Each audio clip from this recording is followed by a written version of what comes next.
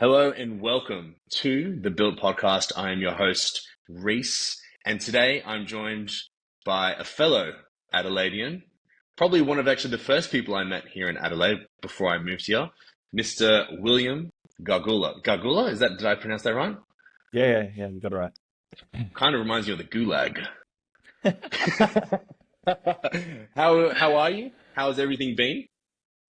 Yeah, good man, good. Honestly, super busy at the moment. Just obviously with work and PT and constantly going out there and meeting new people, man. Yeah, loving it. Loving it. That's good to hear. Whereabouts are you doing your personal training at the moment? So currently I'm at Good Life at Royal Park, which is near Port Adelaide, if you don't know. Yeah. That's basically where I'm doing it like out of gym, but then I also do some like home sessions. So I'll go to um, people's places and run sessions at their places too. Oh, okay. Yeah, I actually have Mhm. seen you do like a few like at home. I thought that was actually your your kind of home gym, but you have some clients that have their own little setups. Yeah, yeah. Yeah. Have you ever thought about potentially opening up your own space? I had contemplated it a little while ago. I did put an offer in on a venue, but then last minute it kind of fell through. So outside of that, not really since then. Since then, when was that? Probably about a year and a half ago now. Yeah. Yeah. So I guess coming out of that, because how long have you been a personal trainer for? So I've been in person PT for 8 years. Yeah. And then were you always just renting a space, running your own business for the whole eight Yeah, years? yeah, the Yeah. entire 8 years. It's quite interesting when you build up your client base and they get to a point where they're like, oh, it'd be so cool if you had your own gym, if you had your own space, but then they actually don't understand how hard it is to actually open up your own space. Honestly, it's a lot, really. It Yeah, really is.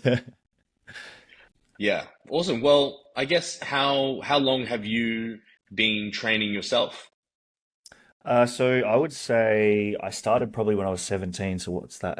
11 years.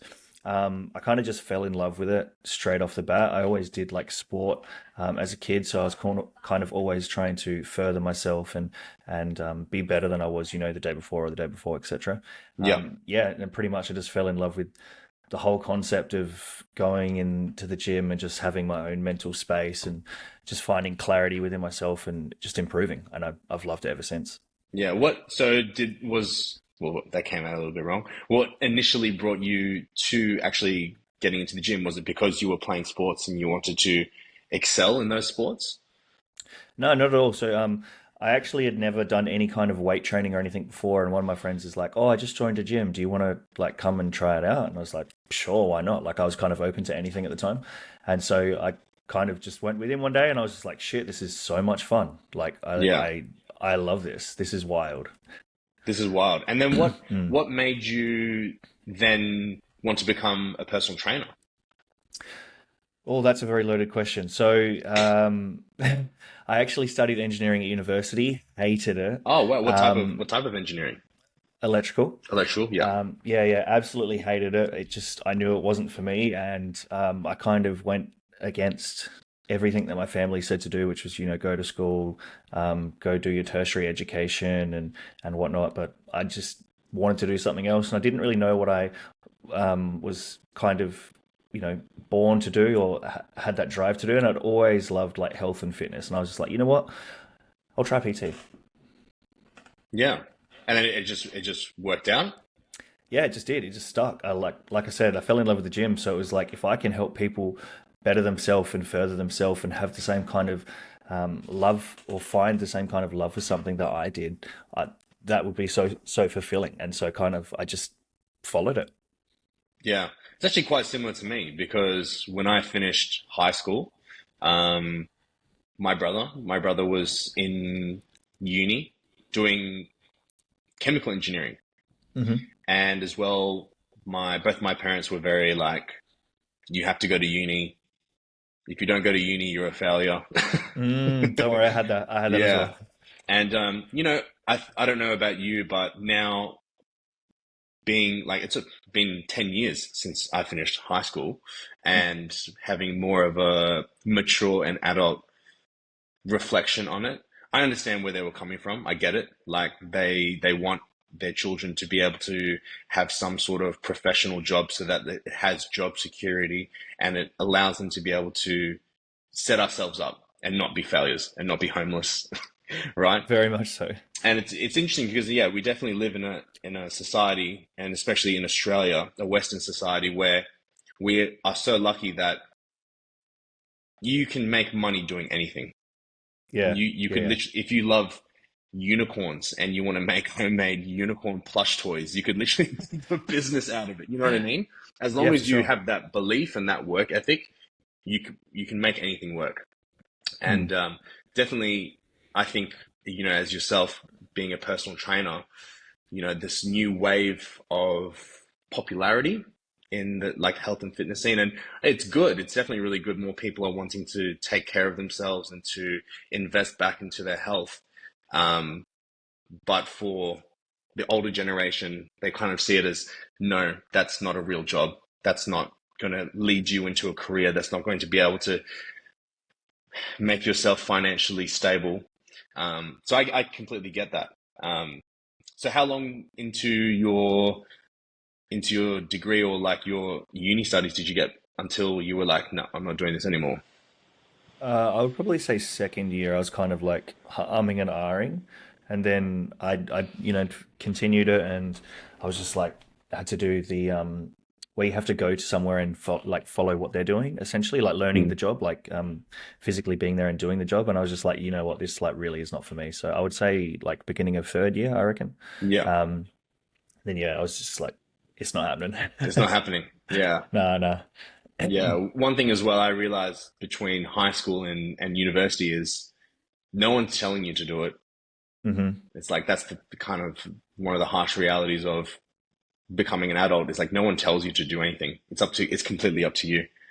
Yeah, yeah, yeah. I Yeah. was actually having that conversation last night about like how easy life was when you're in school, and there's so little responsibility. And if I could tomorrow, I'd go back to school. Yeah. If it was exactly the same, I'd be like, oh my god, this is amazing. Yeah. You know, you think about like, well, I especially think about when I first started going to the gym was in like year 10, so like towards the end Hmm. of high school. And it Hmm. was like that was the best time ever. Like you'd just finish school at 3 o'clock, then you just go to the gym afterwards with your friends. There's Yep. little to no responsibilities. But then becoming an adult as well has its perks of being able to have like your own independence and Hmm. being able to do whatever you want, right? Yeah, yeah, yeah. Very much Yeah. so. So you've been training now for a bit over 10 years Hmm. Hmm. yourself. Hmm. What would you say are some of your underrated exercises Ooh. that you think everyone should be doing and exercises that you even give to your clients? So my demographic that I work with is generally a lot of 40 plus individuals. And Yeah. for them, a lot of the things that they need to work on is just general mobility things, like being able to squat with proper form.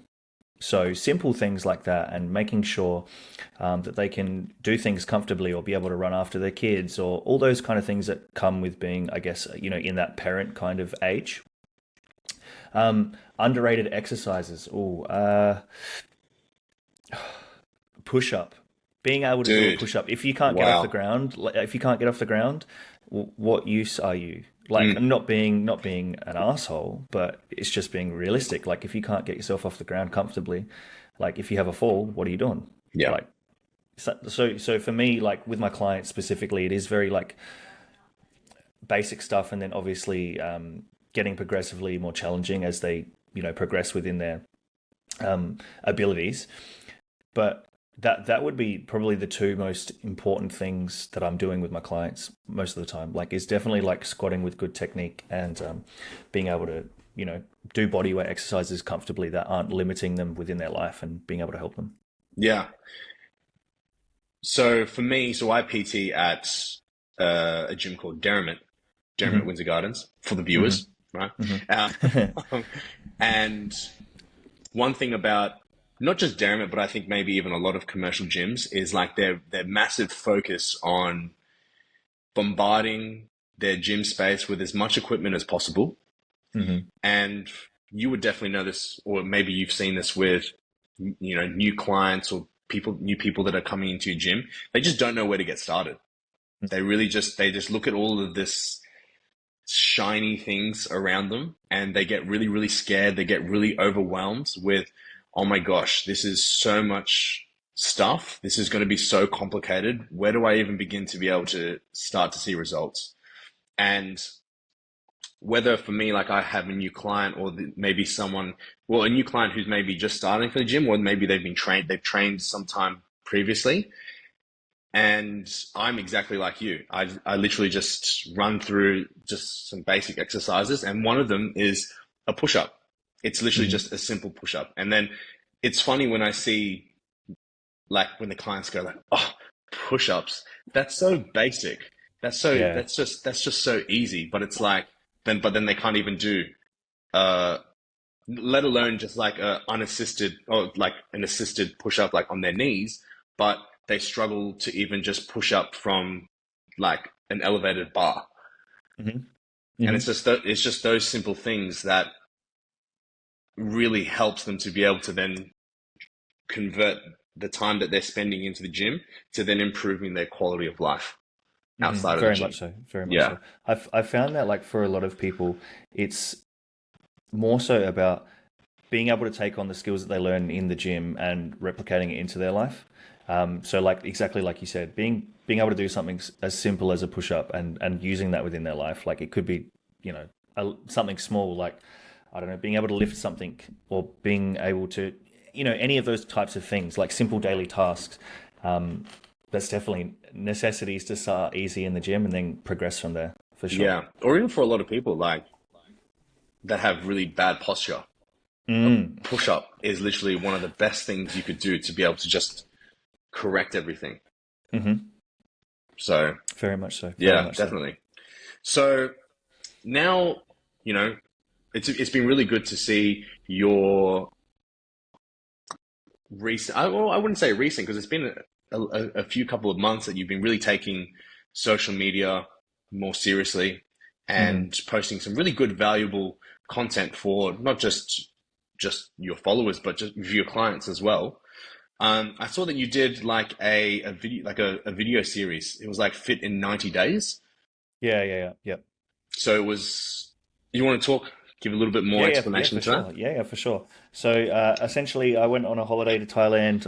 I drank. I got, I gained a lot of weight, ate whatever I wanted, and I was just like, when I get back from my holiday, I'm going to push myself to my absolute limits for 90 days and see what comes out of it. So I took everything like extremely serious. I tracked macros to like a T. I would make sure that I'm getting at least 10,000 steps every day. I would train 5 to 6 times a week with intensity, just really push my body to see what I could get out of it. And honestly, the result that I had, done for myself, um, like it just amazed me. Like honestly, it just amazed me because I'd never gotten to that kind of physique before, and I was, super proud of myself and all of the things that come along with, the successes and the drive and the will to follow through with something that you've set for yourself.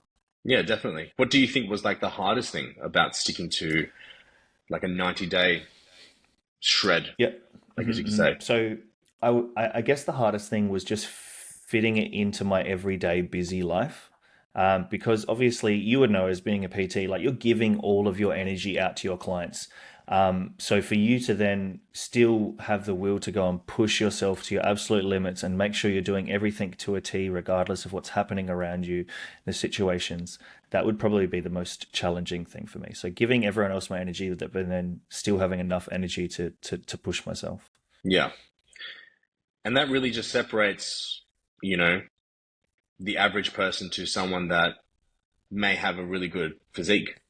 It's Hmm. because they understand that their life gets busy, they have priorities and they have, things that they need to do throughout the day and then throughout the week. But Hmm. at the end of the day, if you want something, it's not impossible. It just requires a little bit more effort than what the average person puts in. Exactly. And you would know that, like having clients, I'm sure you would have had this conversation before where, like, how badly do you want this out of 10? If they say it's a 10, well, obviously they're going to put all the effort that they can in. If it's like a 1, well, they probably don't really care. Um, if if I had the conversation with the client or even like with a family member or whatever, and they want to improve themselves, and I say, well, do this, and this, and they're really simple things, but they can't do it. Do they really want it? Like, do they really want to put that energy into it? Does it really matter to them? Yeah, So exactly right. I kind of just took that on board. Like, obviously, giving out all this information to people, I just like, I'll just take that on board to myself and and literally live by the words that I say, and then use that in my favor. And I kind of just did that, and it was amazing. Like the result was crazy. I think a total of 12 kilos lost. I think it was like Wow. 9% body fat lost, and I'm not a huge guy to start off. Like, so the body fat percentage was kind of the big thing for me. 9% down was, a fair amount. So yeah, I was really proud of myself, man. Do you see yourself doing it again? Possibly in the future, but for the time being, I'm really just focusing on business and improving everything that's happening within my life. Because I'm just about to get married in a few months, so Oh, man, congratulations. yeah. Cheers, man. Cheers. So that's kind of taken a little bit of a backseat. It's not the most important thing to me right now. Like, I still train 4 to 5 times a week. I still get the calories in, all that kind of thing. But yeah, it's just taking a backseat. Yeah. What do you think are some of the most common struggles that you see that your clients face? Obviously, one of them was mobility, Mm. but would be Uh, like something that, a lot of people would see that they struggle with that limits them from being able to get into the gym or stick to a plan. that's literally it. Just the consistency. Consistency is the biggest factor I've found over the past 8 years of doing this. If you're consistent with something, you'll get the result. If you're not, then you won't. Like, just getting into those front doors and making that time for yourself is like the most important part about the whole process. Hey guys, just quickly, I hope you are enjoying the podcast. It would mean a lot to me if you could make sure to like, follow, subscribe on both Spotify and YouTube or wherever you're viewing this podcast currently. It really does mean a lot, and it will help to grow the podcast so I can bring out more content, more podcasts, and invite more guests like you are listening to right now. So if you are able to then see a client is struggling with their consistency, how do you then communicate with them for them to be able to then realize that, okay, these are the things that you need to be doing, Hmm. but then how do you then help them to be able to implement that into their routine? Yep. So the biggest thing would be just sitting down with them and structuring a plan for them to follow. So, like, if they can only train 3 days a week, I'll be like, okay, cool. Monday, Wednesday, Friday, we'll train those days, if it fits in with their schedule, obviously. And we're going to do this, and this, whatever it may be for those days. Really simple stuff, just to make sure that they can consistently do those 3 days. And then from there, we can add in different things. Like, if their goal is weight loss, obviously, the more they do, the more they're going to lose. That being a PT, it's really quite simple. Yeah. But yeah, literally just making a plan with them for them to succeed and for that plan to fit within their life. Yeah. It's funny how, like, for a lot of people, they think, that if they're just, even if there's someone that they have trained for a few months or for a few years and they like just getting into the gym, or if you're someone that is a complete beginner, how they think that they need to be going to the gym like 4 or 5 times a week, or even sometimes like 6 times a week. Mm, But realistically speaking, something is always going to be better than nothing. exactly. And literally just starting off going to the gym, I'm not even going to say once a week, because once a week is just a piss poor effort. Like, you Mm, can get to the gym more than once a week, but you can even do better just than that. you can yeah, even just 2 times a week. If you're going to Hmm. the gym, just starting off 2 times per week, and you're going for, okay, I'm going to say an hour. If you can't fit in an hour in your day as well, that's another piss poor effort. But Mm, it could literally just be 20 minutes doing some sort of cardio, hmm. like just hop on a treadmill, right? Hmm. And then just going on to, well, obviously it's great if you can get yourself like a program done or a personal trainer to be able to run through what exercises you should be doing, like the compound movements. And if you just do like 4 exercises, and you just do that to start off with 2 times per week, you're going to see change. You're going to see For sure. results. For sure. So one thing that I really like to show my clients is like, okay, we're just starting off with 2 times per week. This is considering if they're like an absolute beginner and they have no clue what to do. It's like, okay, we're going to just start with just 2 times per week. And then we're going to run through 8 weeks, 8 weeks of doing that. And then about like halfway through it, they're feeling good, they're feeling great. Then I tell them to come in like maybe once over the weekend. So then that way they're coming in 3 times per week. Once someone can actually start to not just see, but feel the change, that is what gets them hooked.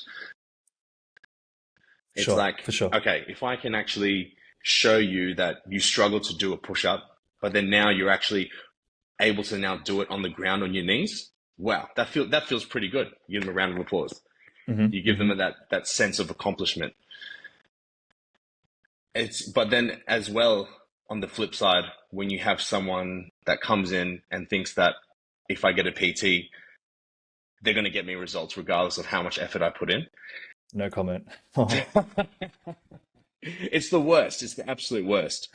And those are like the testing times definitely as a personal trainer, when you're just sort of just like, I'm kind of just wasting my time here. Yeah. Have you ever had like any clients that you've met for the first time and they've set you some unrealistic goal, like, oh yeah, I have a wedding in 2 weeks, I want to lose 10 kilos? Do they ever like to yeah, oh man. Yeah. Oh, I think that's also one of the things though that makes a really good PT. Someone that is able to just not crush someone's dreams, but to set realistic expectations. Yeah, for sure. Yeah, and that's the biggest thing when I guess it is what we do. We run a business.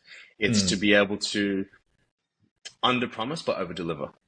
Yes, that is a very good way of looking at it. Yeah, and it's like with any business. It's like I'm not going to guarantee you that you're going to look like Mr. Olympia, but I can guarantee that if you follow these 5 steps, you can lose 5 kilos in 90 days or less. Yeah. I can guarantee. Like, it's really simple changes too. Yeah, exactly right. And it always just has to start off small. And then you slowly just build it up. Exactly right. Yeah. So I guess now moving back into sort of like on the realm of your fit in 90 days. What was it called, that series? Getting in the best shape in 90 days, or best shape of my life in 90 days. Yeah. Pretty simple. Yeah. Pretty self-explanatory. Yeah, really simple. That was sort of like your first take on putting out more content out there.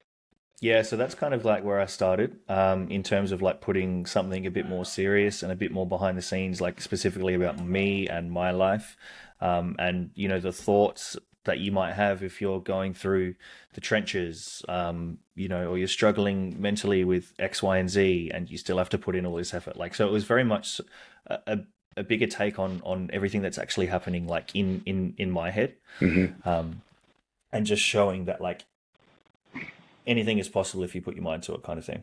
Yeah, definitely. So if that was like your first take on you know, putting out content, showing your real, true, authentic self.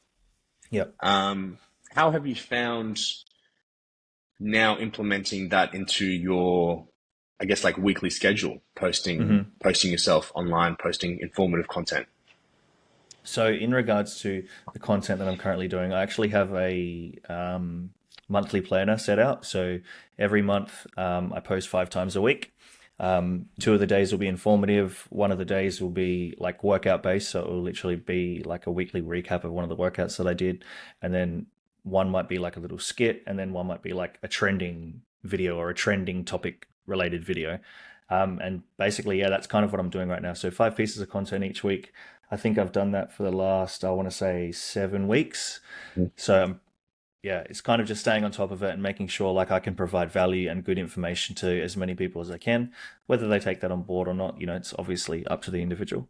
But it's more so, yeah, just being able to provide good value to people. What have you found is the, I guess, the best, or let's not say like content that you get the best feedback from, but what is like your favorite type of content to be able to produce?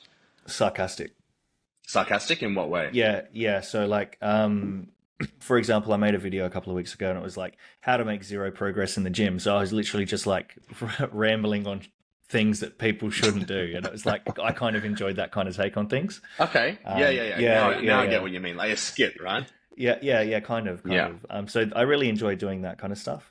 But I also really love doing like the informational stuff. So, stuff a bit more serious on how to improve X, Y, and Z, in whatever thing. Yeah, it's kind of all over the place. I've come to enjoy just making the content as a whole. Yeah.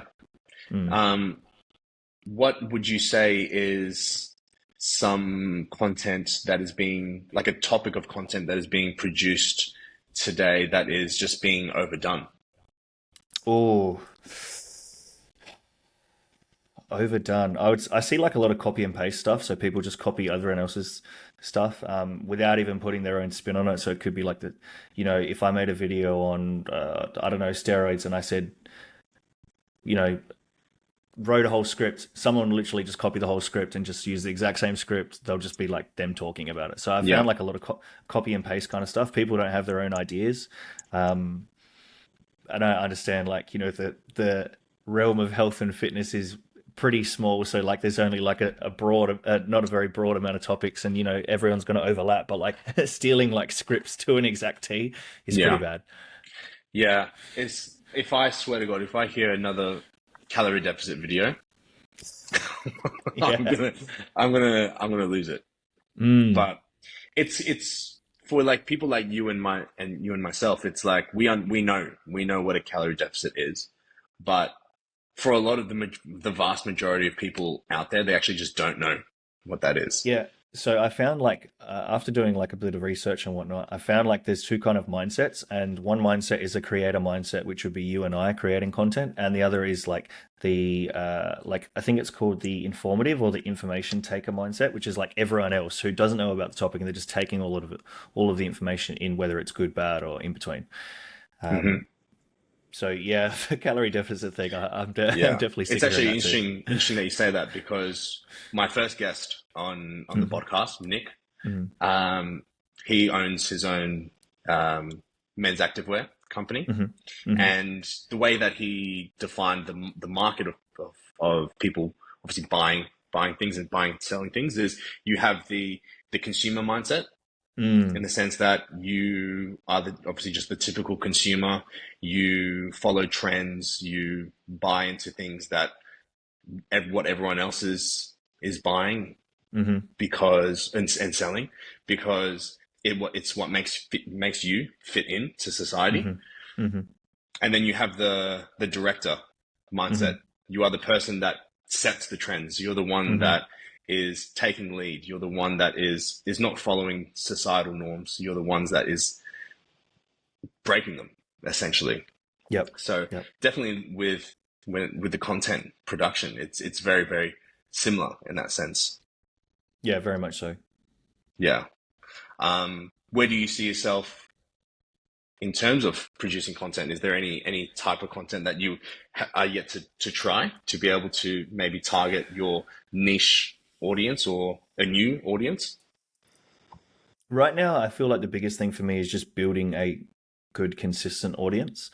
So for me, it's like covering a broad range of topics that can get a lot of eyeballs on, the stuff that I'm putting out. But for my niche specifically, so to give you some background, I work currently with like a lot of women, but I really enjoy working with men. Obviously, I am a guy. I understand how the male body works a lot better than how the female body works. So like that I is didn't want to assume your gender, by the way. I just let you. Oh, no. I'm glad we cleared that up. Oh, thank God. So yeah, I prefer working with guys, just because I understand like what guys go through. Like, you would know it yourself. Like it's just you understand better what a guy goes through than obviously what a woman goes through. So that's definitely my niche that I'm, really targeting my content towards is generally males. Not to say that women can't succeed from listening to the stuff that I put out, even though it's targeted towards men. Yeah, that's kind of where that's at in terms of content, man. You know what? Like, I completely understand what you mean. For me, as my time of running my business here in Adelaide, which was pretty much like the first of me running my own business. I've always kind of worked for someone else. Hmm. Um, Initially, I thought I wanted to attract more of like the female market space.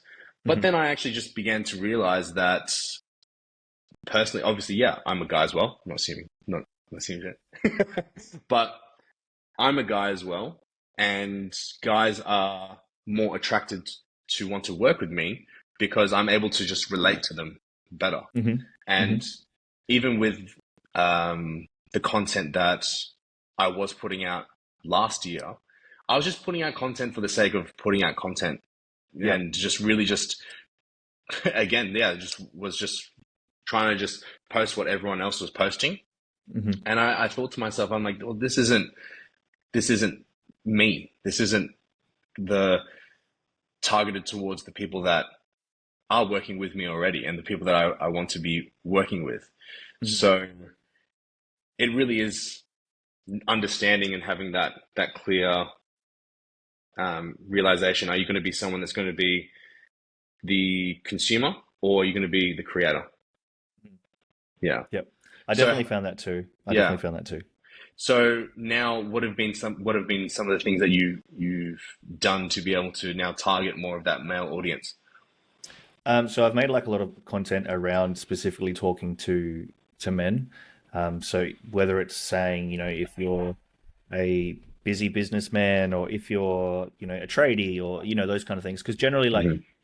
generally tradies are, again, the gender thing, but like, 90% of the tradies are male. So like Hmm. that's just being realistic. So it's like just those kind of little subtle things, like saying, if you're a man or if you're a businessman or if you're a tradie or if you're, I don't know, a busy doctor or whatever whatever that thing is for the day.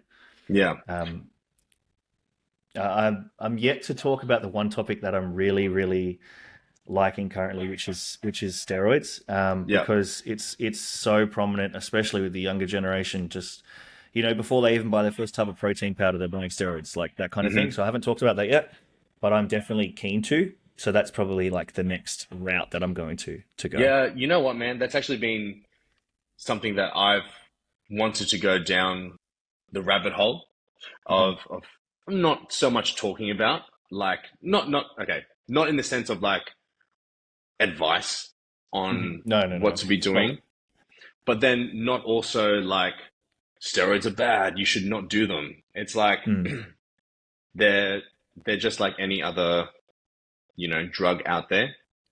If you're making an adult choice to be able to want to do it or not. hmm. Um, but then being able to then, reach that audience of, okay, maybe it's the younger generation that are being bombarded with people that look a certain way. Obviously, like, competitive bodybuilders and influencers and whatnot.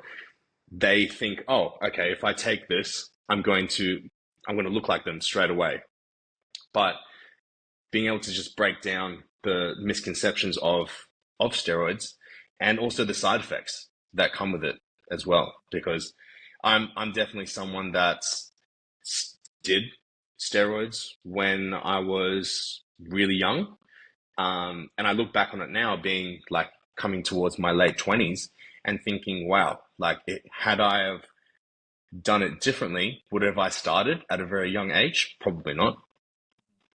It's just something that is so readily available and you don't think about those long-term consequences. So that's kind of like the route that I've wanted to be able to potentially go under. But then it's sort of just like if you do start producing that sort of content, it's like not wanting to be labeled as Yeah, I understand. someone. I understand. Yeah, yeah, yeah. Yep, yep. I understand. Yeah. But now I feel as if it's getting to that point in day and age where like almost like steroids is glorified. Well, people see it as a miracle drug, man. Like they think Yeah. that just, like you said, I'm going to take steroids and magically I'm going to have a competitive bodybuilder physique. But it's like, if if you don't put in any effort, you're going to see sweet fuck all result. Yeah. Like you still have to do the same thing as if you're not taking steroids. You still have to do the training. You still have to do the diet. You still have to do every other thing. It's just Yeah. it's furthers your muscle production to a faster rate. That's Yeah. like, in essence, that's what it is. Yeah. Most definitely.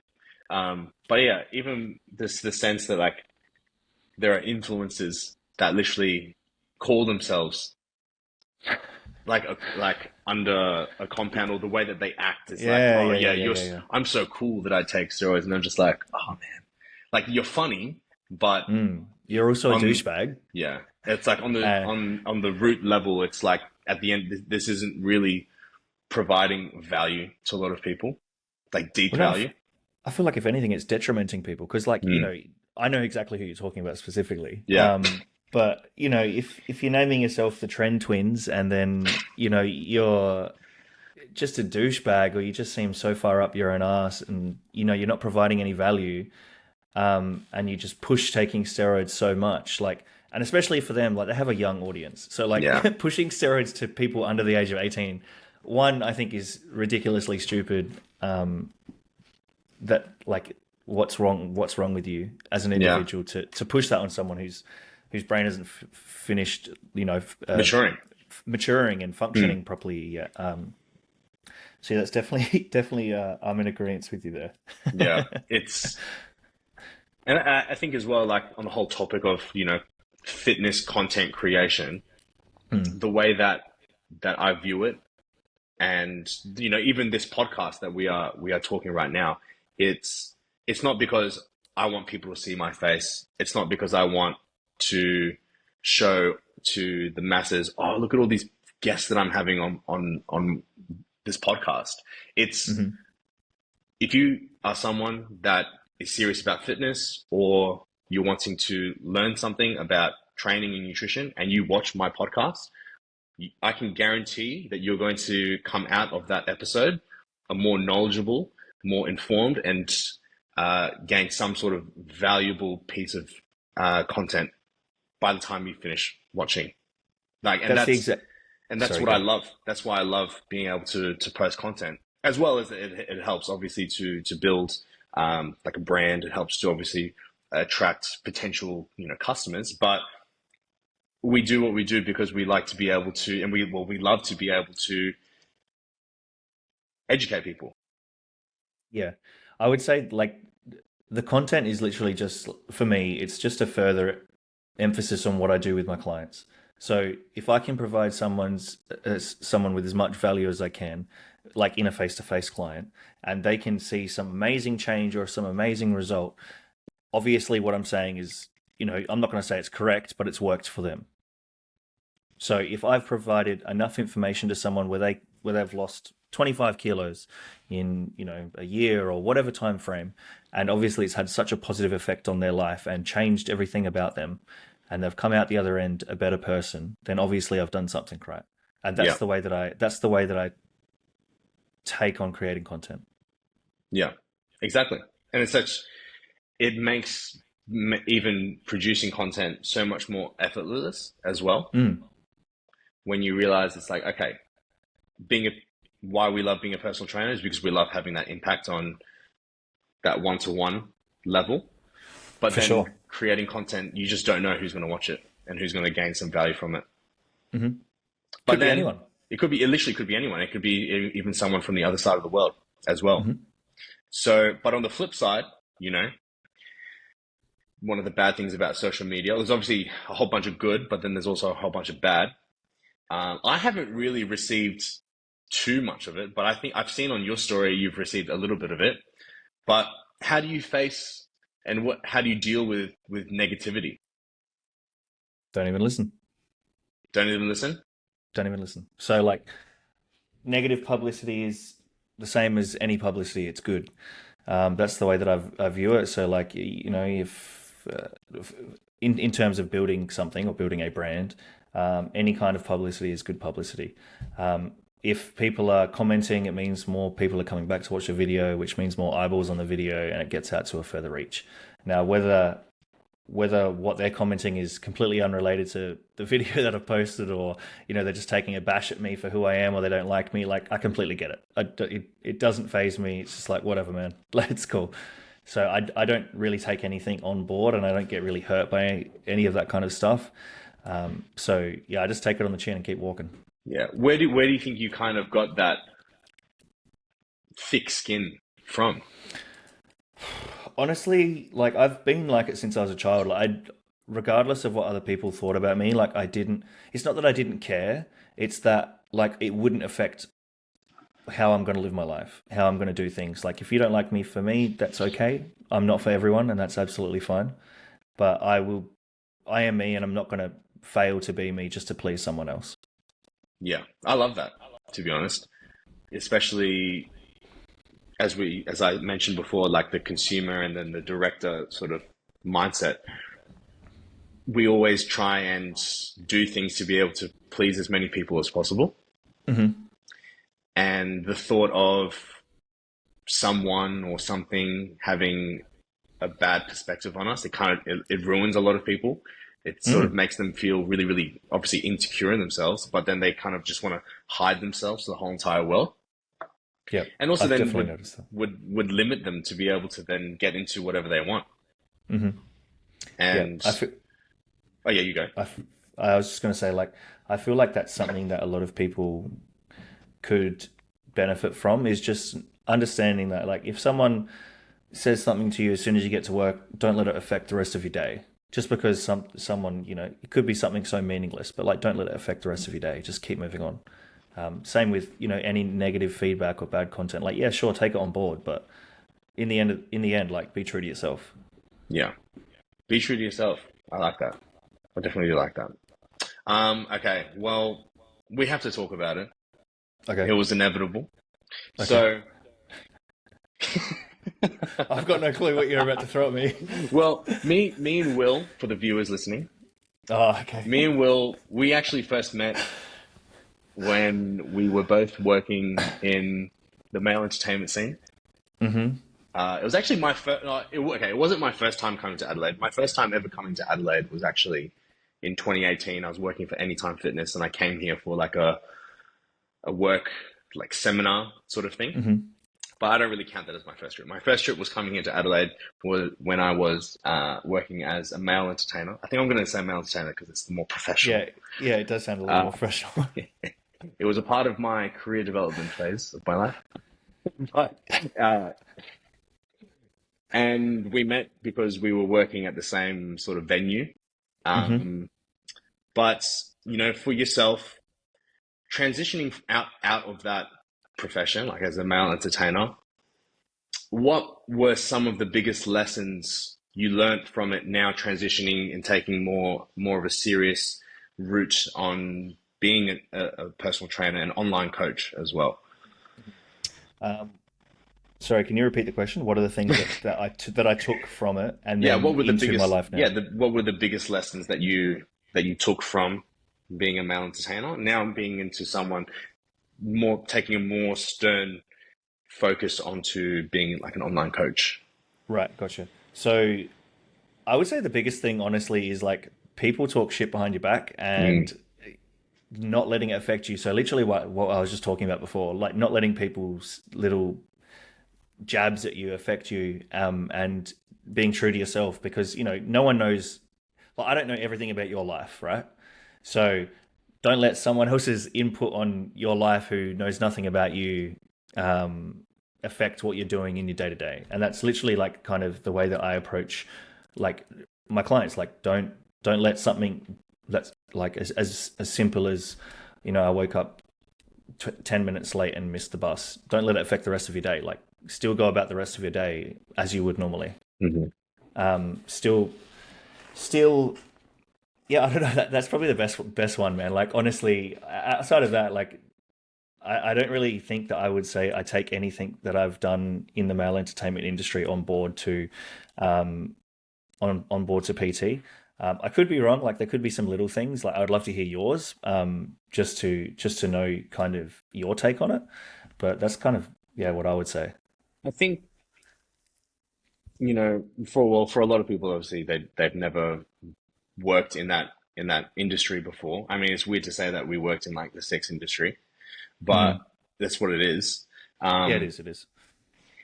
but I think it was definitely a phase of my life that was obviously destined for me, I guess, in some weird way to say it. There was a reason why Hmm. it was like that had to be a part of my life. And I've been a PT for the last 6, 7 years, and you know, I guess like one of the things that being a part of that industry taught me was I worked for myself. I was my own person, and I guess everyone's reasons why they do it is different. But like my main reason was because I just wanted to make money, and I just wanted to hustle. So I think that was one of the biggest things that it taught me. It was like, well, the first one, if it's like if you want to make money, if you want to generate revenue, you can. There's nothing stopping you. There is no limitations to how much you can make. You can literally just find something that you enjoy, something that you find Are good purpose at. in, Hmm. start it, and slowly start to scale it. You know what I Hmm. mean? That was the first one. But then the second one was, I think this is the biggest one. The biggest one was really knowing how to be able to identify when you're actually doing something that is about to grow you or Yep. put yourself out of your comfort zone. So I don't know if you've ever heard of this guy. His name's Jay Shetty. Oh, yes, I have. Yeah, Yes. heard of Jay Shetty. Wrote a book called How to Think Like a Monk, or how no, Hmm. sorry, not How to Think Like a Monk. How to Live Your Life Like a Monk. Hmm. And one of the biggest parts of that book was being able to control your breathing. So have you read How to Live Life Like a Monk? I read a portion of it. A little bit, right? So Yeah. because why he writes a lot about this in his book is because when you are a monk and you're at the temple, what they teach you is the importance of breathing because it is the first thing you do when you are brought into the world. You take your first breath. Before you even see, you take your first breath. And it is the last thing you do before you die. You take your last breath as well. So uh, monks put a heavy emphasis on if you can control your breathing, you can control your life. You have absolute control of your life. Yeah. So I took this really seriously when I was a male entertainer. But I think the biggest thing when it came to performing and really putting yourself out there when you are about to do like a performance or about to walk into a room full of people that you've never met before in your life and you're really putting yourself out there is that fear of judgment, the fear of like, oh no, what are they going to think if if I stuff up, if I make a wrong move, like what it's kind of like the normal mindset for a lot of people, especially even for people that have issues with public speaking, putting themselves out there and being able to project their voice and their thoughts. They're just fear of that judgment of like what other people are thinking. So being able to identify when I got like those butterflies in my stomach, I actually wanted to feel that feeling when being a male entertainer because I knew I was about to put myself in a situation where once I finished that, I was I'm going to be a more not mature person, but I'm going to be able to walk out of that being like, I nailed that. Hmm. I was in full control of that Hmm. situation. Yep. And that Yep. was purely just being able to learn how to be able to take some deep breaths. It's super important, honestly. Yeah. Actually going back on that, one of the things that I learned from working in the male entertainment industry is, very much similar to what you said. So how you're saying like the revenue generating aspect of it. Like I didn't go into it specifically for money. I went into it because someone's like, hey, like, do you want to do waitering? I was like, okay, whatever, sure. And then it kind of, developed from there and I started doing the whole entertainment side and everything. Um, but yeah, I was just like, wow, this is actually cool. Like I get to go out to an event and talk to people, and because I already did it for normal job, I'm just like, oh, this is sick. Like I can make money just talking to people and having a Yeah. fun time and just serving a few drinks and all that kind of thing. And then, as it developed and it became into more of an entertainer role, I was just like, damn, I can go and make someone's, 21st, or it can be the hens party, and they're just like, wow, this is so good. Like, thank you so much. Like, you made the night. And like, I got the thrill from that, and taking that, I guess, aspect of being able to like change someone's perspective on something and be like, wow, this is so good. And take that into PT. Like, Yeah. wow, this is actually so good. You can look what I can actually do with myself if I put myself towards it. Yeah. That was definitely one of the things that I took on board for sure. Yeah. No, that's really, really good. Yeah, and being able to just know that you are in control, right? And so now whenever, as a PT, obviously we need to sign up clients. It'd be great if, we got however many clients we want and they stayed with us forever, however long we are to be face-to-face PTs. But it's a part of the job. It's inevitable that people are going to join you and they're going to leave you. And I think that's one of the best things to be able to understand is getting into PT. It's like your job is for them to leave you at the end of the day. Yeah. But then now it's like, if I'm really wanting to sign up someone, because I know of how to be able to communicate with someone, I know how to be able to put myself into an environment or like a room where I'm just talking to someone. When I start to feel those butterflies, I know what to do, because all those times of performing and everything, this is a breeze for me. I think that was kind of like one of the best things now. And it's now, starting this podcast, and eventually what I'd like to do is maybe even able to host some live events. That's kind of like one of the goals that I have. I really have the mindset of, I want to feel that feeling of like butterflies in my stomach, because that excites me. And I wouldn't have been able to have that mindset if it wasn't for performing. Yeah. No, I can definitely understand that for sure. Yeah. Alrighty. But I knew I had to throw something a little bit in there. My previous guest was my first IFBB pro on the podcast, and now you're my first male entertainer on the show. But that's great. That's good. Yeah, for sure, man, for sure. Having a wide variety of guests. That's what I love. It gives you a big diverse group of people. Yeah, and definitely. Lots of different people's perspectives on things. I love it. Yeah. But what I like to be able to ask at the end of all of my podcasts is the same question. So, what would be the biggest piece of advice that you would tell your earlier self when you were just starting off your fitness journey? Just start. Just start? Just start. Do you wanna delve deeper into Elaborate? why? Elaborate. Sure. What you're alluding to. Sure. A good friend of mine says that. Alluding to. Yeah. So a lot of people, it could be in business or it could be in anything. They're just so scared to actually put themselves out there and start. So by just starting something, even if you're doing only 1% of the right thing, is better than doing 0% of nothing. By you doing 1% of something is always better than 0% of nothing. Like, you might not be doing the right technique or the right whatever, but if you're doing something to start and then you're already taking the steps towards the right direction, then you're doing the right thing and you're going to succeed. It's just a matter of how much time and effort you are willing to put into it. So just start. Just start.